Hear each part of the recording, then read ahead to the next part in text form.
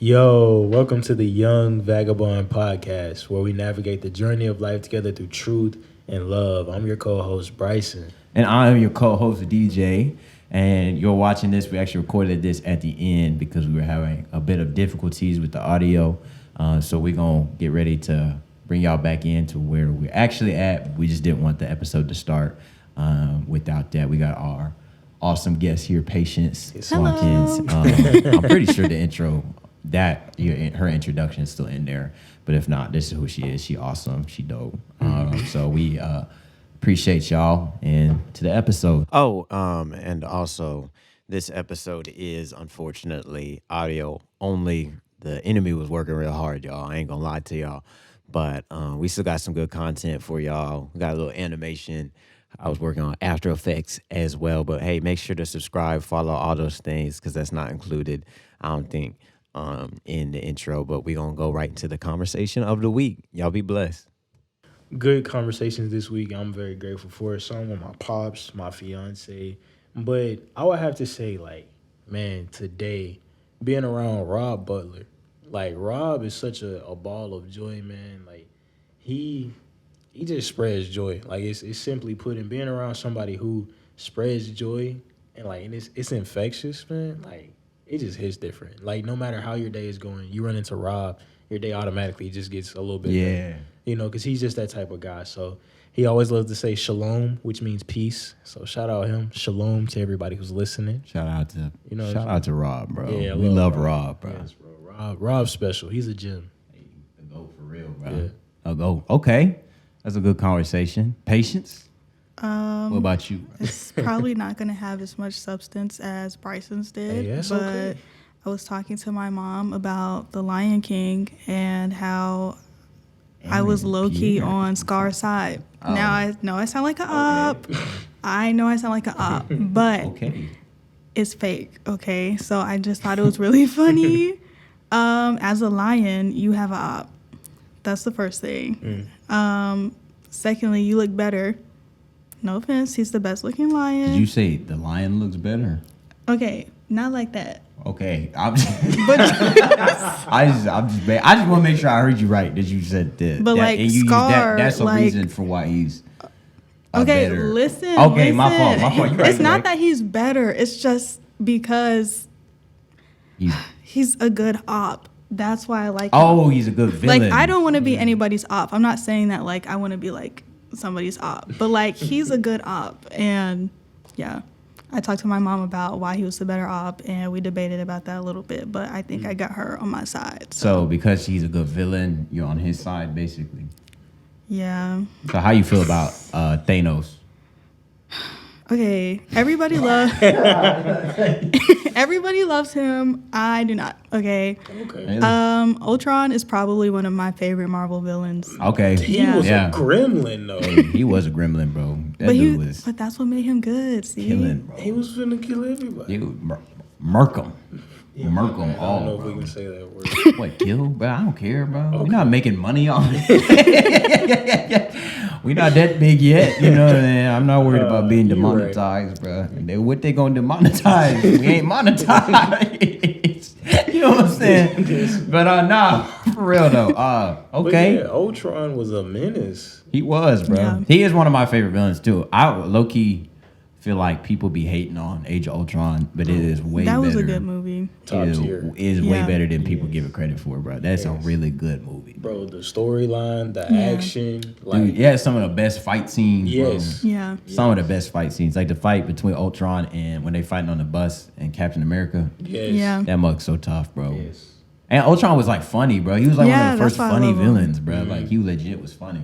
He was Scar, funny but menacing. At the same time. He wasn't funny, but it took away from how much of a threat he was. You know what I'm saying? Mm-hmm. I like that about it. Scar though, I can't get behind you on that, bro. Okay. That dude murdered his brother. Okay, not like and that. was gonna murder. We're not thinking about that nephew. part. We're just thinking about him sitting back and being a hater, which low key made him funny, but not in a good way. But it's haha, since it's fake, you being a hater is low key kind of funny. But if this was real and in some world where there was a lion mad at his brother, it's I'm gonna throw you to the hyenas because I'm a hater. Nah, bro, he didn't die like that. He died way more gruesome. That brute threw him off the cliff into a stampede. That's okay, brutal, but bro. we don't That's have a to- horrible way to die, bro. We don't have to Nah, make it as I can't gruesome. Get behind you. I can't get behind you on that with patience. Like I can't. I'm sorry. We don't have to make it like, as gruesome. I'm not with you on that. Okay. You know what I'm saying? Like that's crazy. It's that's okay. crazy. You know what I'm saying? At least like Thanos had a reason. Ultron had a reason. He saw the internet and he was like, yeah, Thanos threw his daughter off a cliff. Right. Ultron was Thanos did throw his daughter off a cliff. I mean, but he had conviction, bro. He was on a mission, bro, and he was like, "This is for the greater good of everybody." So even if I have to sacrifice my own daughter, like that's a noble thing. It's evil, but it is like a noble thing to do. And like Ultron, I get it, bro. I seen some things on the internet where I'm like, you know what? Shoot, yeah, we all need to go, bro. Like you see some fan art, some weird fan art, you be like, yeah. We don't deserve this. The baby goat mixtape. Yeah, right, exactly. But the baby goat mixtape, bro. John is crazy. Like, why'd you draw that, bro? That's crazy. Why are you thinking about that? You know what I'm saying? Thank God for Jesus, because shoot, some of y'all need help. Anyways, that's a good conversation. My fault. I went on a little tangent. My conversation of the week. Talked to Pastor Wayne, bro. Shout out to PW, bro. Yeah. P-Dub. Legend. P-Dub. Was asking them just about some different things. Specifically, you know, like with just everything that's been going on, like with our country and some of the stripping back of, you know, especially being a Black American myself, just some things that are concerning that are happening. And it's really quickly to kind of resort to anger and resentment, you know what I'm saying, towards, you know, other people because you feel like, oh, my sense of well-being or my chances and opportunities are being removed. Yeah.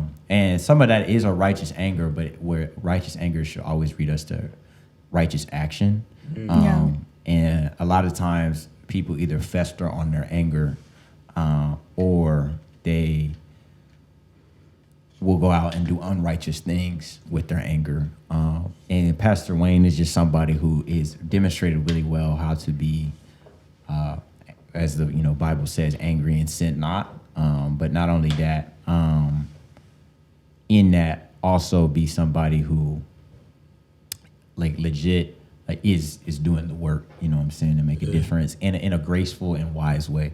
You know what I'm saying? Because it's easy too to like go in there guns blazing, right? No grace, you know, throwing it, you know, just going crazy. And it's like, no, practicing grace, practicing honor, but still having some uncomfortable conversations about just the reality of things. Because, like, you know, there's some situations where I've known people who've been like really negatively affected by just some of the things that have been happening. And of course, you know, I feel anger about that, you know what I'm saying? But it's always kind of like what I, you know, he didn't even necessarily say this, but just the example that he's setting to me, like, helped me recognize, okay, like, you can be angry or you can get in the game. And that's like, when it comes to things like this, you know, race relations and things, but it also comes to like our faith. You know, a lot of times Christians spend a lot of energy being outraged, right? Yeah. And not getting in the game and actually doing something about the outrage, you know, being outraged that, you know, our country's moving away from God or the young people are moving away from God, but are sitting on the couch, you know, being, you know, as they say, armchair quarterbacks, you know what I'm saying? Like, if you really are outraged that young people are not coming to faith, or, you know, this group is not doing this, or, you know, then get in the game, you know what I'm saying? Go disciple a young person, go start a small group for people to use. 2 people may just show up, bro, but instead of being angry that it's not 18 or whatever, be happy that God has brought you those 2, because those 2 may be the next world changers, on a global scale, you know what I'm saying, on a large scale. And so, like, I think that was just a really powerful conversation, and so I'm really glad I had it. Yeah. Sounds good. Yeah, you know what I'm saying? So, hey, bro, we here. I love saying that. I say that every episode. You know what I mean? We are here, because we're here, bro. We are in this room. We are. And we got special guest, Paishence, here with us, bro. We've got a lot of media training and experience. So I'm gonna ask her a really controversial. No, I'm not. Said just throw her on her feet. See how good that media training is. You know what I'm saying? But nah, for real though. We just want to. What's your story, bro? Like, what kind of start walking us through? It's a broad question, but just like, what kind of brings you in this room today, where you're like, yeah, I wanted to be on this pod, record this. Like, kind of walk us through how you get to Mississippi State, how you, all those things. And you can start from how early you want, but, I can start from birth if y'all would like. Yes, bro. we locked in. We are locked in. Okay, so my mom is usually able to tell the story better than I am because, I was like born and not conscious. But so when I was born with a rare pancreatic disorder called nesidioblastosis, and I kept going into comas, and I needed insulin all the time. And my mom and I were living in shelters at the time. During that time, my mom was a single mom. She still is, but she raised me good. So we went through a lot, but we got on our feet. My mom had to come to Mississippi for medical reasons, and then I got here. Grew up a little bit. I can literally tell you the first, okay, this could just be a me thing, but okay, do you guys remember just being self-aware for the first time? No. Okay. A lot of people do, but I don't. But being conscious for the first time. I love this statement, bro. I'll just be keeping the butt with you, bro. I love that statement. Every time a baby is born, I'm like, bro, when is he gonna become conscious? Yeah, he's gonna be like, I'm here, bro. And that's cool that you have a moment like that, right? Yeah, I do. It was our first apartment in Mississippi, and I had this purple truck, and it had big eyes, and I was just rolling it, and I remember just sunlight being all around me, and my mom was in the kitchen. I could hear the water running. I was like, this is interesting. I was 5. I was like, okay, I see Did you just a room. Stop? Bro. Wide eye. I am alive. And then go back to playing with you. I just looked around and I was like, okay. I was like, well, there's my mom, and then there's a room, and there's sunlight. And I was like, okay, well, I don't know what this is, but I guess we're going to be going through with it. Spend my life, being conscious as a 5-year-old all the way up until I'm conscious anyway, all the way until I was, I want to say 7 or 8. I started having problems in my right leg.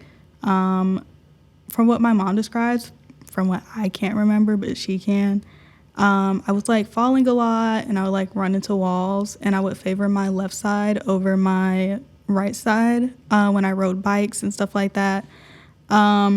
So that went on for a good few years before I was 7, but I kept going to the doctor, and they kept telling my mom that it was growing pains, and my mom was like, okay, but she's in pain every single day, this doesn't make sense.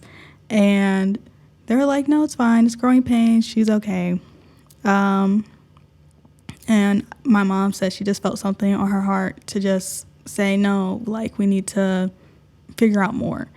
And they got me an MRI, and there was a huge mass on my right femur bone, and basically my entire femur had been eaten by cancer.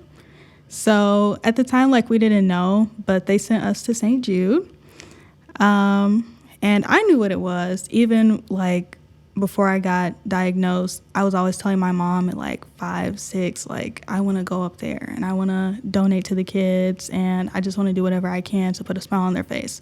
I didn't understand what was happening to them. I wasn't scared of their situation, but I just wanted to do something for them, and I didn't understand why. I just okay, well, these kids can't do what I'm doing at the moment, so let me do something for them. And then I ended up there as one of those kids. But yeah, we went. I remember walking into St. Jude, and I was like, this is not a hospital. This is a playground. Like, the floor is green. Like, there are butterflies on the wall. I'm about to go crazy in here.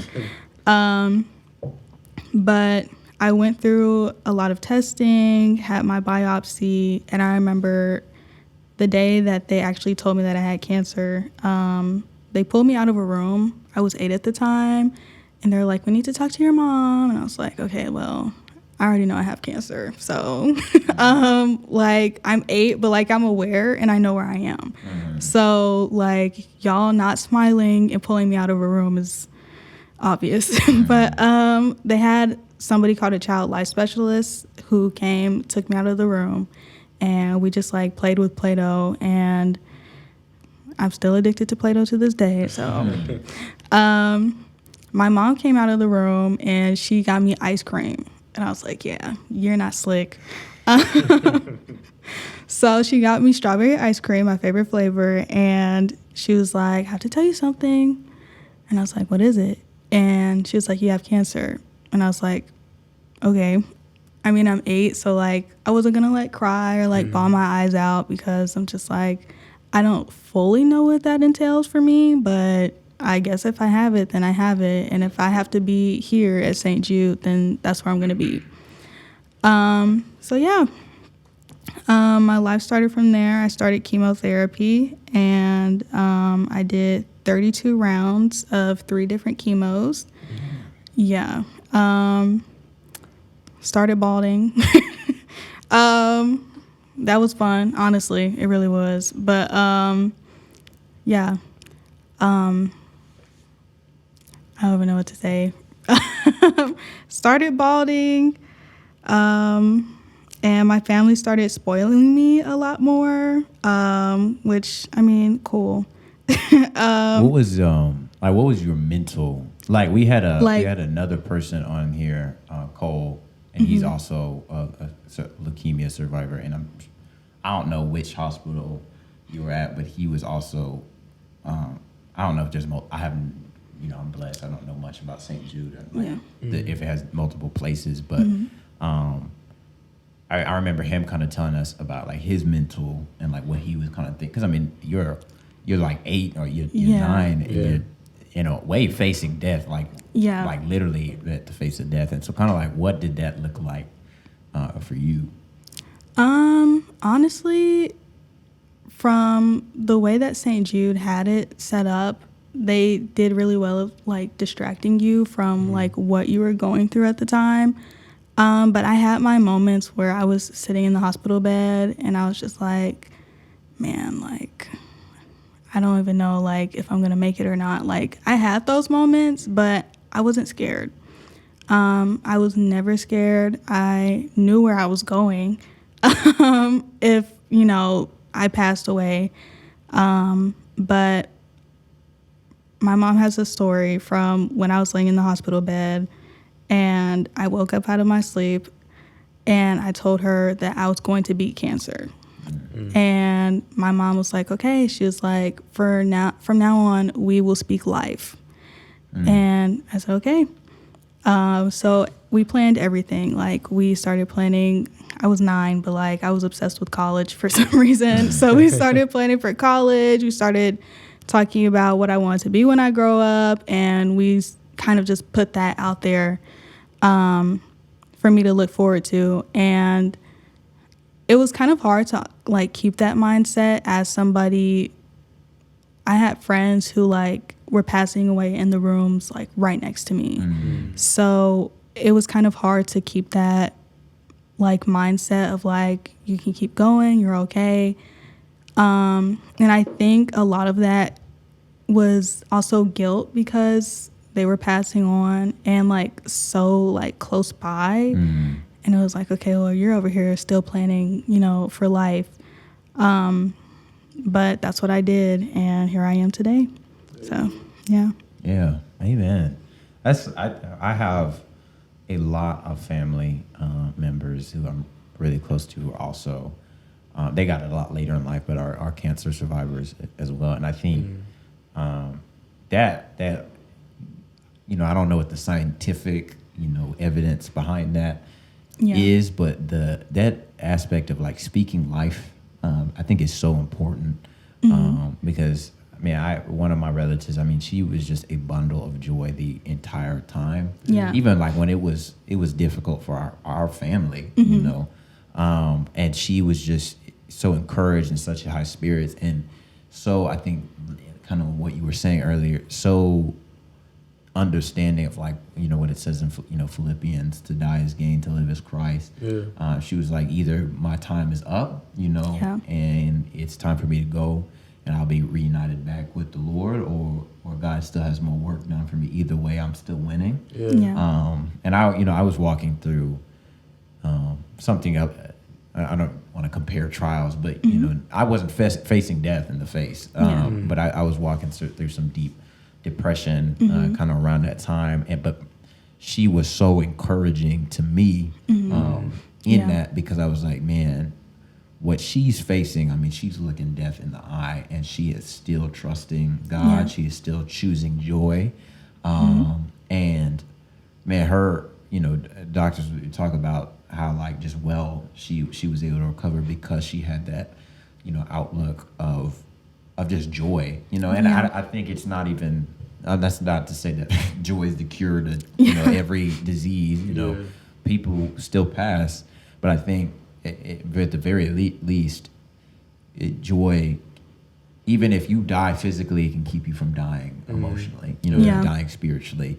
And making the moments that you spend, you know, if it is those final moments with your family, with your friends, life-giving, right? You can still be living even if you're dying. And I think it comes from that choosing joy and also just trust. You know, I was, my mom, I was home for spring break, and she was listening to this talk show host, and she kept talking about, you know, manifesting and, you know, doing all, and, you know, I'm not a believer in that personally. You know what I'm saying? But I think there is power, you know, as the Bible says, there's life and death in the tongue. And so, like you said, speaking life and choosing the, you know, life, that don't mean that, you know, if you put a picture of a Lambo you know, in front of you in your mirror and say, I'm manifesting this, that's going to work.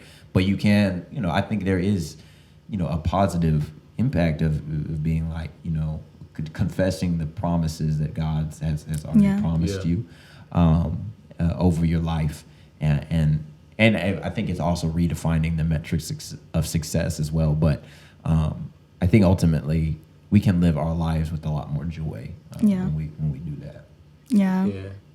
And I just want to ask you, like, you know, I know you mentioned, like, you know, people close to you were passing, and you were still planning for your future, you know, talking to your mom day in and day out about the things that you had hoped for. Like, how did you remain hopeful in the midst of all of that? Well, you know, the biggest word at St. Jude is hope. I had a lot of people around me, and not necessarily family-wise, but more so the people at St. Jude who helped me stay hopeful. Also, a lot of my friends that sadly passed away, they were the most encouraging, like, people in my life to, like, keep me going. Even, like, when I had my first major surgery and they removed my actual femur and my hip and put in the artificial one, I was just like so down in the dumps. And I had a friend, and she was like, you got to get up. And she passed away, but she was like, you got to get up. And I was just like, I'm like not doing this. Like, I was like actively battling like laziness, and like I was discouraged all the time. And I was like, this is new for me. And I'm like honestly embarrassed. And I'm like using these crutches, and all of this has changed. And she was like, well, I'm doing it. And I'm like, yeah. So she's like, get up. And if she saw me in a wheelchair, she would come and she would like flip it up so I can get out the wheelchair and start walking. But I had so many reasons to stay hopeful just from the people in my life. You know, I knew that like this life is like not promised to any of us. But I didn't take that as a reason to just like sit and be like, oh, well, like life isn't promised to any of us. Like, let me be like sad and like horrible, like to like my family and just stuff like that. So, yeah. That's what's up. I think your story is a beautiful representation of having good people speaking good words over you. Yeah. Because I think that's dope that you had someone who was, unfortunately they passed, but they were going through something similar as you, and they were able to speak to your situation and tell you, hey, Patience, keep going. Yeah. And like, although they're gone, like those words still ring true in your heart to Yeah. this day. I think that's dope. Yeah. Yeah. My mom, I always like tell people that one part of like my story, I always feel like since day one or like even before I was born, my story has just kind of been laid out, even though like we didn't know what was like going to happen exactly. Because my mom always tells people the story of like how she came up with my name. And like she had all these different names. It was going to be like Heaven, or it was going to be Nevaeh or Miracle. And she just sat down one day and she started praying. And she was like, I was talking to God and he gave me the name Paishence. And I was like, okay. And she was like, and that was for being able to endure long suffering. And she gave me the middle name Joy. So that I can keep the joy while I go through literally anything in my life. So, yeah. Almost prophetic, Yeah, no, that's definitely prophetic. Yeah, Shout out your mom. Shout out to your mom. Just bro. listen Win to mom. your story. Shout out Your mom Miss is- Watkins. Lord, yeah, Watkins. Sorry. No, this is gonna be a silly example. I thought I've been watching Black Clover recently. Shout I out to just that. started watching it. Oh, you so, did? yeah. Yeah. Some of the main characters are gonna get on your nerves, and they do. But one thing that I do really like about the show is it really highlights the importance of community and how community makes you better. Yeah. And community makes you stronger. Like a little bit too corny and a little bit too much. I still really like the show. Y'all should watch Black Clover. People be hating on it, but anyways, I think like that's really like even because the main character, his whole thing is like he starts off with no magic. Yeah. Which is like this big, like crutch or, hindrance for him as far as like being able to be successful, but like through being in community that always saw the best and called him towards higher, like he grows exponentially. And I think that's really like a powerful, in my, I believe it's a biblical truth. Yeah. But it's a practical truth, and especially in our world today, where that is can be a struggle for a lot of people because we have a lot of broken homes, broken friendships, broken all these things. But like getting plugged into community, which they're gonna get on your nerves, they're gonna do things that hurt you. It's gonna be hard. But like getting into good community is one of the most beneficial things you can do for your success and growth. Because they're always gonna push you to be better. They're gonna see things that you're not seeing, man, and like they're gonna be there for you to help you get back up whenever you've been knocked on your butt. Yeah. Yeah, or even in your case, like literally, like push you to get up. Like when you fall back down, and I think that's just beautiful, man. Right. That's so dope. And I even think like your mom. Thank God for her and the Holy Spirit, because she cooked with the name. Like, like they literally spoke life over you. Like it's literally crazy. Your story is just people consistently speaking life over you. Yeah. And I really think names can, have an importance to them. Like I learned today in the Pauline theology class I'm taking. Did y'all know that the word Israel means one who struggles with God? I did not know that. I didn't know because that. I just learned Jacob's name is changed to Israel. Yeah. And it's because he's just one who wrestled with God, because he wrestles with God. Yeah. So he wrestles with God. But I think it's even crazy that, like, the nation of Israel, like, they always struggle with God. Like, sometimes they will be with God, and other times they will go be with other nations and follow other gods. And I just think that that's a representation that sometimes names can be prophetic, man. Yeah. And it's just, I think it's just dope. Your name is literally Patience Joy. And it's like, you had patience through the process of going through, your battle with cancer. And then even through the midst of that, you held on to joy and hope. Yeah. And I think that's just dope. Yeah. Amen. Hey, well, I'm named after a king. So You thanks, are. Mom. And and it radiates. Like, bro, you have a very infectious joy about you. A lot of people love you. Like, You're a dope dude. I Like, appreciate that. I'm telling you, man, it's pretty dope. It's pretty dope. Like, Yeah. just names, man. Names can be very prophetic if you Yeah. like. And like, bro, it's just crazy. I'm probably gonna go on a Hey, tangent. bro, go ahead. It's crazy. But like, my fiance, her name is Tamaya, but it's spelled Tom right? Her dad's name is Tommy, and they spelled it. Her name is Tomyah, and you know Yahweh, right? And like Tamaya is a living embodiment of her mom and her dad. Like she loves her dad, Yeah. really looks up to him, and her dad is a pastor. And Tamaya, if you know Tamaya, like she loves the Lord, you know. So like she's a living embodiment of Tommy and Shirley, but she's also a carrier of Christ. Yeah. You know, and I think this is just, I don't know, man. You got Yeah. me on a 10. My bad. Names are just dope, bro. Like, names are dope. Bro. Yeah. Yeah, and hey, praise God for, and you know, I think like you said, it is dope and it's intentional. I think Yeah. you know, we serve an intentional God, and we have intentional people in our lives, and so like, man, I think there is something to be understood and meaning in a lot of the, you know, pretty much everything. If you kind of look for it and ask God to reveal it to you. So kind of next question I kind of want to ask is, you know, you said like when you was young, you kind of said, I mean, I want to help, you know, the people in there. You kind of find yourself in there going through it. Kind of walk us through, you know, those last few, you know, that recovery, like finally getting Out of finished, the- and then yeah. like what, you know, because you know you got a St. Jude Yeah. hoodie on right now. Hey. You was telling us earlier about like even an internship I think you said Yeah. you did with them, and so like I just want to hear about like, man, what's that journey been looking like? Well, I went into remission February 23rd, 2013. Hey. So I've been 12 years cancer free Let's so go. far. Yeah. So that's been pretty good. I say pretty good. Cancer survivors, they go through a lot in the recovery process. It is, I tell people it feels like a lifelong battle, but I just feel like you have to learn how to deal with like these little aspects. Like you deal with a lot as a cancer survivor. If you make a lot of friends in treatment, there's survivor's guilt that you have to battle constantly. I lost a lot of friends from like being in treatment all the way, I want to say, until literally last year.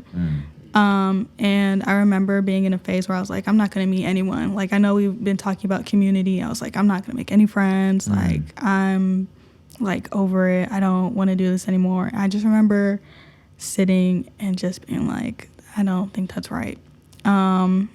Like, I don't know. Like, I just wouldn't.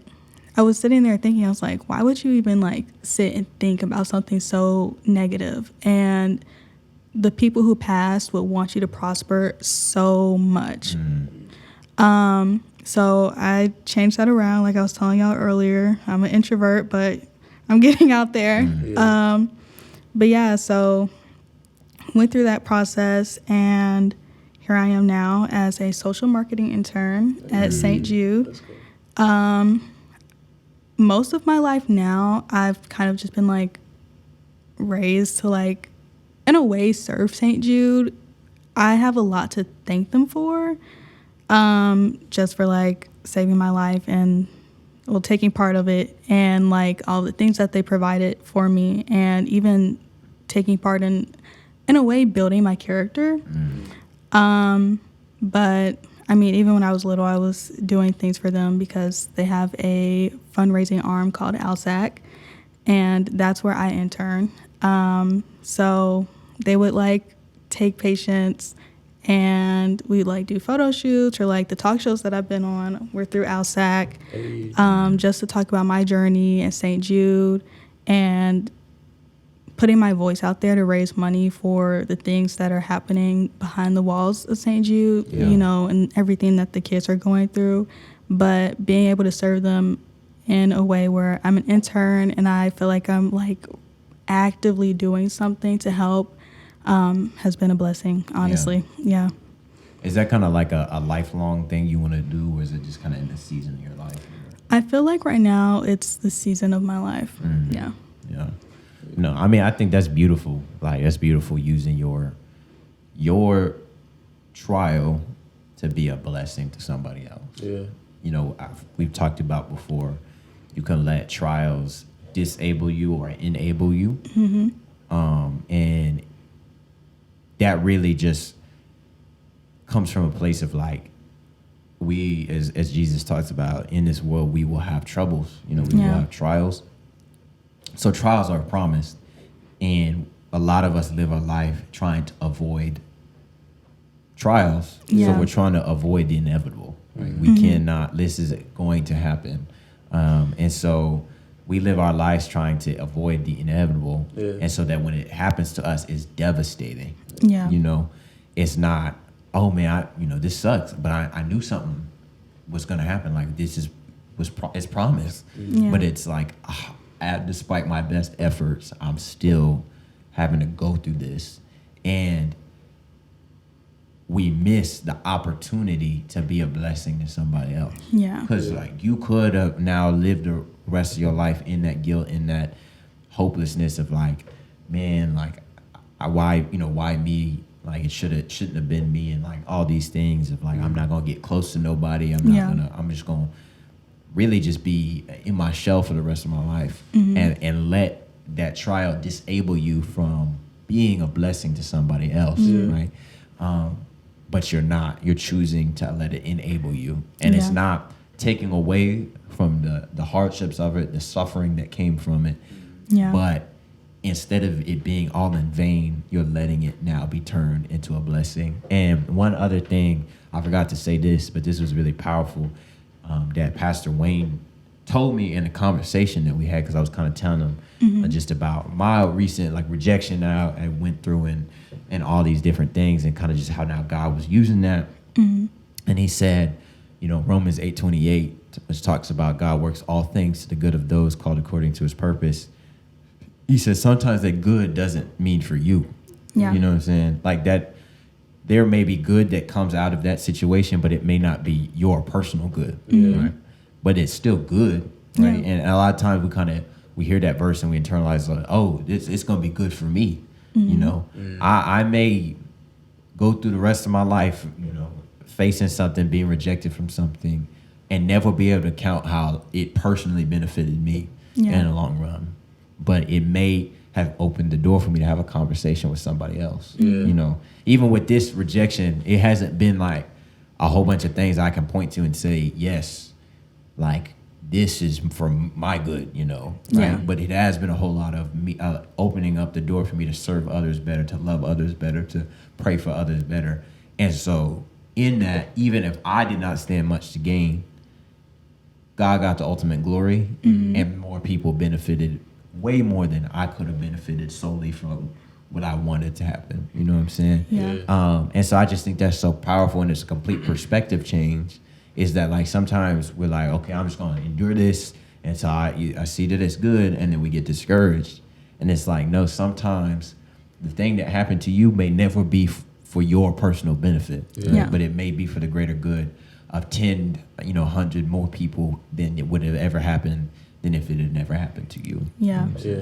Also, like, for me, I guess, like, trying not to, like, dwell in that situation and everything that I went through to even be able to get to where I am now, to just, like, share my story and at least try my best to inspire others.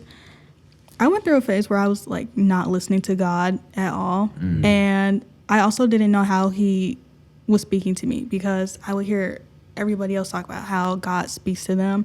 I got to a point where I was jealous, because I'm like, I don't hear anything. Like, I'm not getting it. And when I was going through the phase of just like, still just like, I call it like a woe is me phase. Like, I just went through all of this stuff, and like, I'm just so sad, blah, blah, blah. And I always feel things here, right in my heart. So I was just sitting there, and I was like, maybe that's God's way of speaking to me. Like, I feel it here, and I start thinking about it. It's kind of hard for me sometimes to change my perspective on my own. So like, if my mind changes on something and I like see something on the brighter side, I know it's not me, I know it's God. So that's kind of how I got to where I am now, because I did go through a long phase of just like, I don't want to call it self-loathing, but just like, just like kind of just being upset about the entire thing. And kind of like, yeah. So. Yeah, no, I definitely agree with you on that. I think something I heard a while ago is like sometimes the best ministry that we can do comes from our most painful places. And man, I was even talking to my soon-to-be father-in-law over the weekend, and I asked him, I was like, how do you have hope when bad stuff is happening in life, you know? And he gave me an answer I was not expecting. He said, bad stuff's supposed to happen. He said, like, when you trust Jesus, this is the closest thing to hell you'll experience. So, like, bad things are going to happen. But it's all about, like, what are you going to focus on, you know? And I like how you said, you know, it's very easy for us to choose that woe is me mindset. You know, I've definitely done that myself. It's like, man, life is just going bad. And that's not to say you can't feel how you feel. Yeah. Of course, feel your emotions. Do not become a brick. I guess you could say, like, don't go through life, oh, it's going to be okay. It's going to, no, like, what's that, toxic positivity? Toxic positivity. Don't do that. Feel your emotions for sure. But, like, what I've found is even when I'm going through chaotic moments in my own life where I'm asking God, like, what's going on? And I'm wondering, how is this situation going to work out?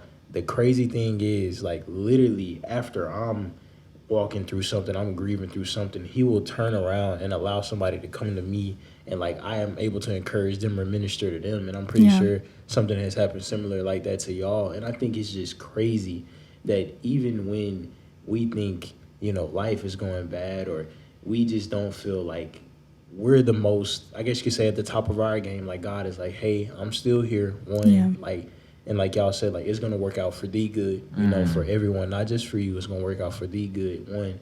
And then also, like, you can still be used in the midst of the pain. You know, and something we kind of talked about in my theology class today was referencing the book of Job. And, you know, Job, he went through, like, a lot. It was horrible. You know, lost everything, basically. And, like, he told his wife, he was like, shall we not accept the good and the bad from God? Like, you know, life happens. But, you know, we just got to keep trusting and keep pressing on. So I like that. Yeah. No, that's what's up, bro. No, that's powerful.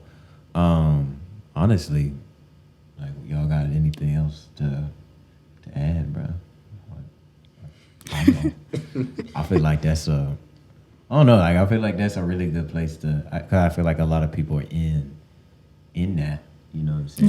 Yeah. And I asked the question that you asked, and I think it's just redefining, like you said, our relationship with pain and our relationship with bad times, and instead of treating them like an unreasonable, you know, why is this happening to me?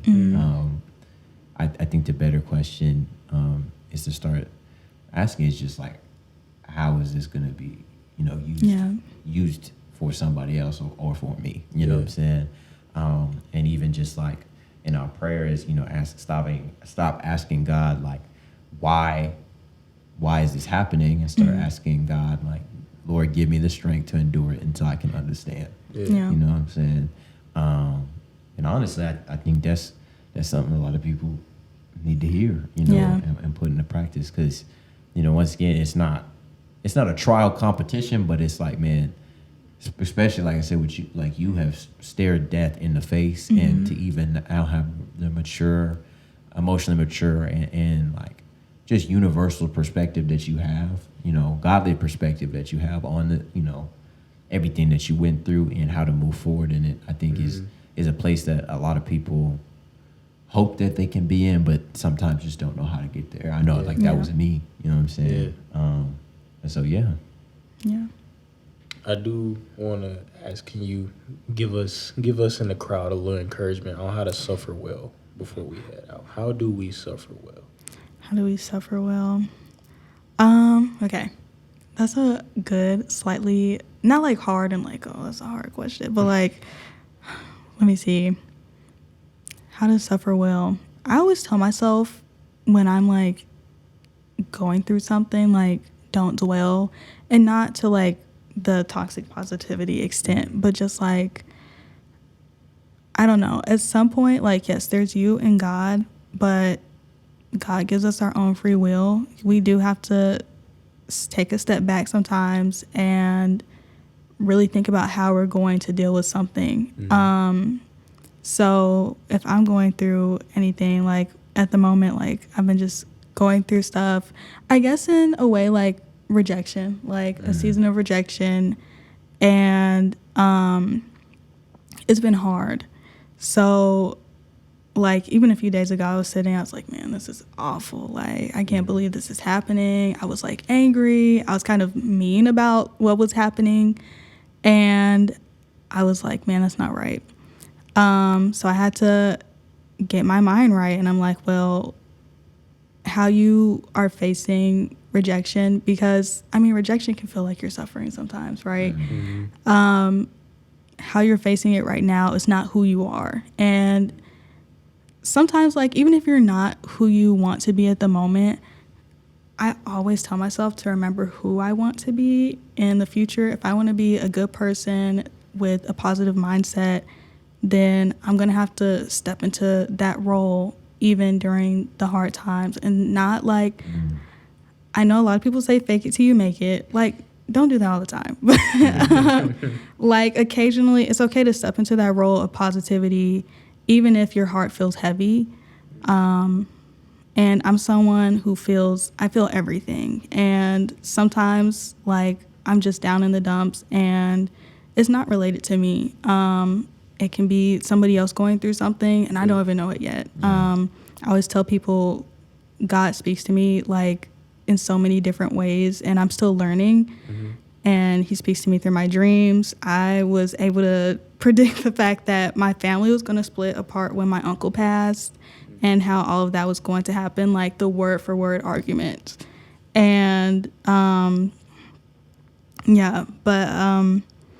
just feel like it's really your mindset. It's so hard. Your mind can, like, be your worst enemy sometimes. You really have to fight those battles with yourself and constantly, like, remind yourself to stay positive. And sometimes, like, if you're down in the dumps, like, get up and do something else that will, like, take your mind off of it. Our phones sometimes are also our worst enemies. Get off of that.